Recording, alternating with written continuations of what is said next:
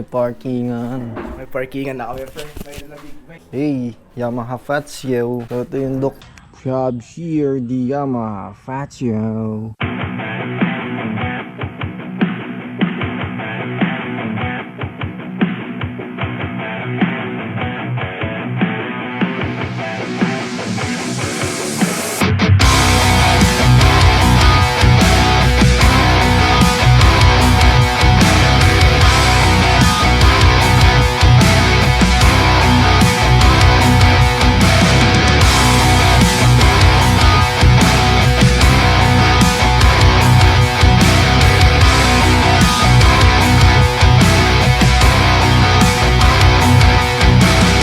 Right, ito ang gamit natin ngayon, ang Yamaha Fazio. So all new Yamaha Fazio na Saiyan. So re-review natin si Yamaha Fazio. Pero bago ang lahat, sound check. Sound check. So ito yung speedo niya. Kita ba? Ayan. Sound checks.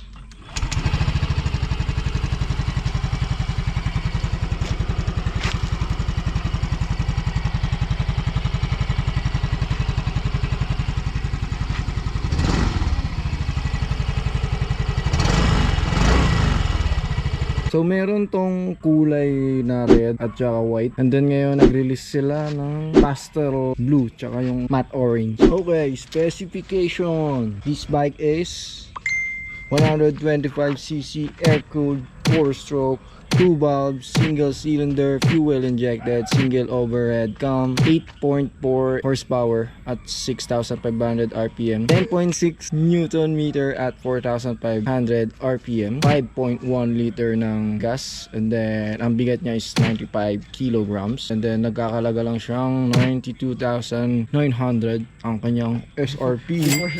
Before sales.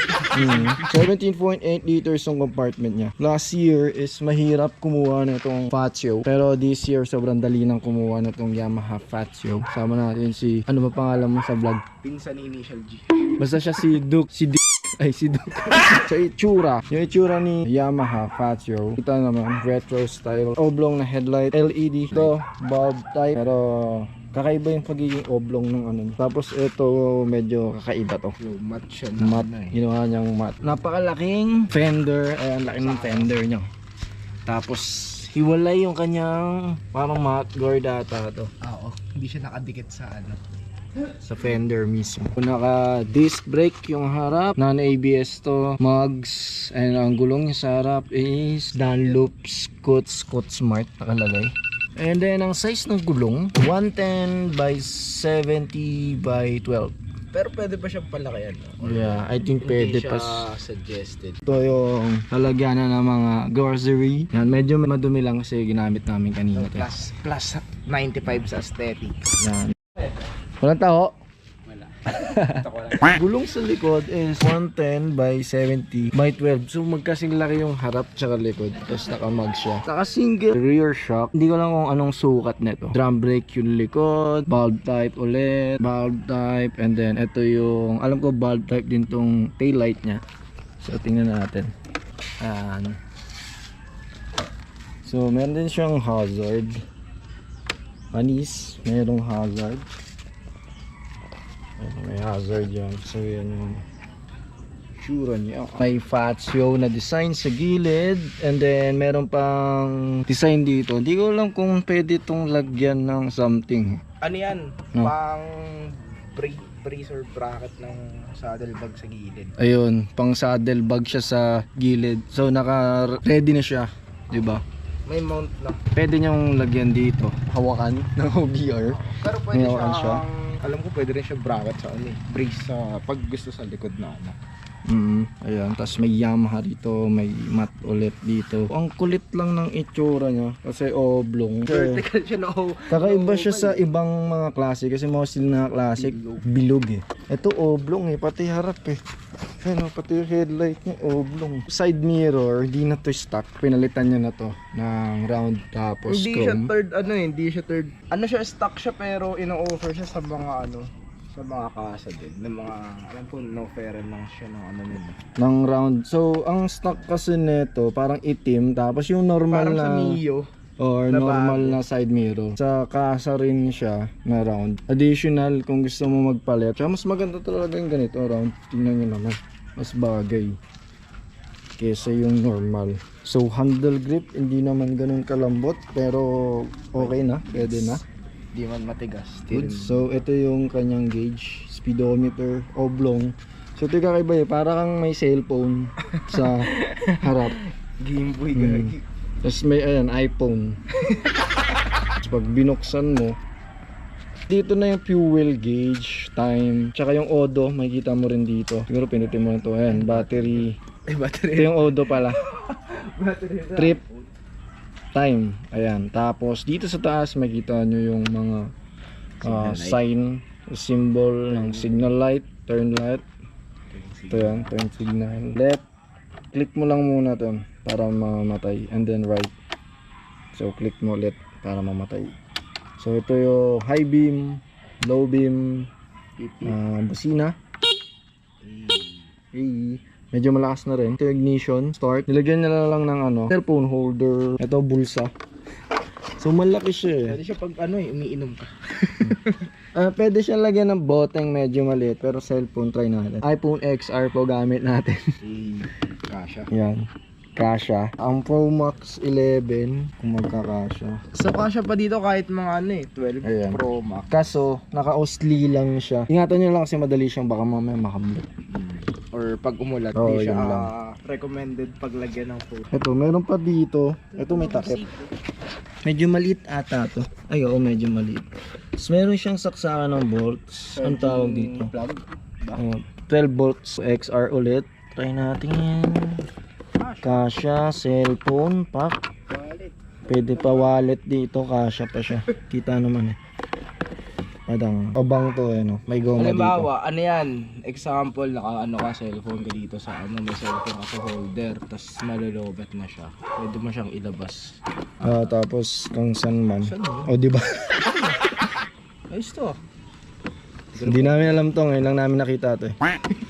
So sa seat, yes, di siya sobrang lambot pero hindi rin na siya makigas. Ito magaspang, may tahe. Pero tingin ko hindi naman to napapasukan ng water. Para i-open ang kanyang seat, may nakalagay seat open. Move nyo lang, turn left, may magkiklik. Angat. Yan, wala po siyang hydraulics mga sir. Di po siya Kailangan automatic na umaangat. Pero meron namang sabitan ng helmet dito, And freebie na tools na kaunti. Stig yan ah. Ito yung Y-Connect nyo guys. Sa Y-Connect, kailangan mong ilock yung motor para mamatay yung Y-Connect. For example, ayan, di ba nakapatay siya. So kailangan, pag ipapark mo siya, nakalock para mamatay din si Y-Connect. Once na hindi mo kasi ilock siya, tapos naiwan mo ng isang araw or 2 days, malolobat yung battery ni MC. So nangyari na kasi sa akin sa NMAX. Same din with NMAX. Kung saglit lang naman yung park mo, pwede naman yung dito lang sa off. Pero kapag yung ipapark mo na matagal, i-lock mo siya. Pag naka on off lang kasi, nagko-consume ng battery. Ngayon tong ano niya, compartment. Dami siyang laman pero ito. Ito, kapote ata ito. Yan ang kalaki. Ito, resibo. Kasha bang ano yun? Pero hindi kasya ng helmet dito. Ito, pwede mo upuan. Ito yung footrest para sa angkas o BR. Medyo maliit lang siya. Ayan. Para pag size 12 ka. Pero pwede na siya. Mukha naman siyang matibay. Ay, meron siyang upgrade itong sa sa mud protector, mud guard. Ay, nilagyan niya lang yun. Gagi, fresh from Japan yan. Meron siyang napakalaking pipe cover. Okay nang etong madali, wag lang ito. Ito kasi mahirap eh. So, yun lang naman. Etong Yamaha Fazio. Bagong Yamaha Fazio. Version 1 to, no? Oh, kasi yung version 2 may iba ng kulay. Isa siya sa mga original colorway ng version. Oh, yung tatlong kulay lang. Pag ikaw ay 5'9", ito ang itsura sa'yo ng Fazio. 5'9", Ayan. 80 kilograms. So may spacing pa siya dito para sa mga 5'8". Hindi ka katulad ng ibang MC na tumatama dito. Nakakainis pa naman yung ganun. Kill switch niya.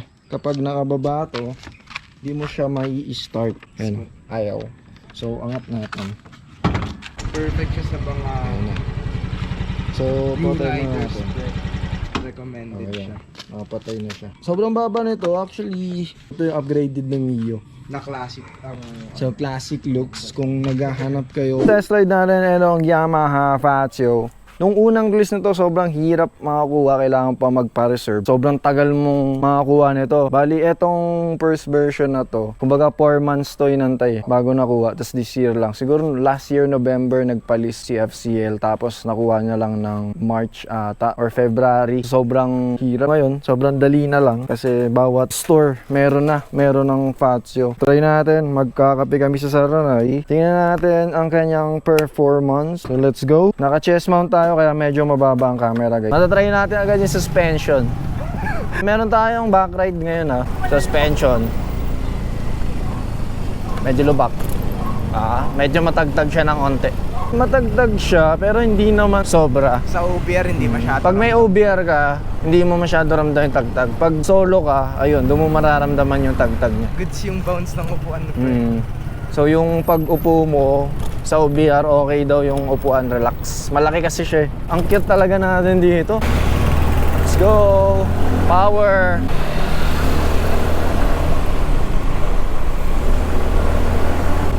Napaka-behave namin dito. Pang good boy bike talaga to eh. Mga scooter, tas cute. Ang mga cute. So recommended din siya sa mga lady rider. Sobrang dali niya lang gamitin. Handling, sobrang dali lang oh. Oh.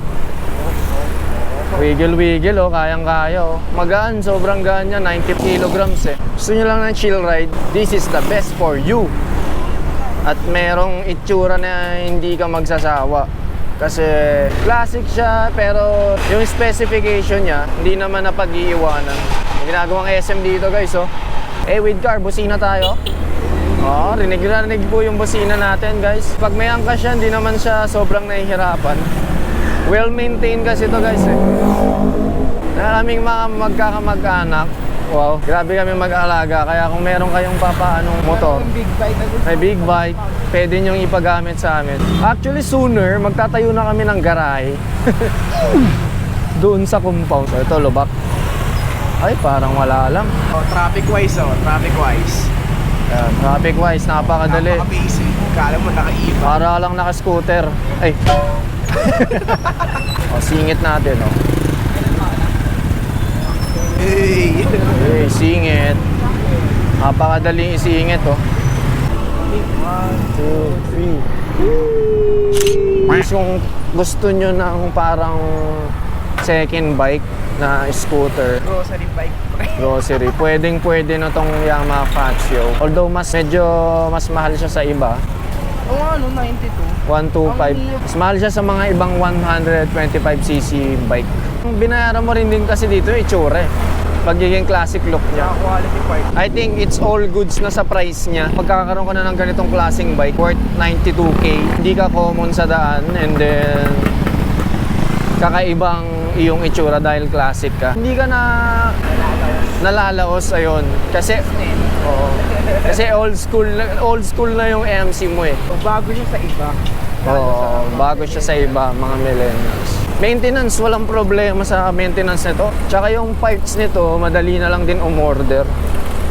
May mga aftermarket siya. So yun lang, hanggang dito na lang ang aming vlog dahil kami ay magkakape na po. Welcome to Saranay! Ayan, tapos na kami magkape at na-test ride na namin ang Yamaha Fazio. Mukha siyang blue dito sa camera pero sayang yan. Parang green tsaka green blue yung kulay niya. Pero mukha kasi siyang blue dito sa 4K na Pero camera. yung last time na video mo, mukha naman siyang dark blue. Pero nasa lang ng camera. Pipicturean ko na lang yan. Siya kasi nag-drive pa uwi. Yamaha Fazio.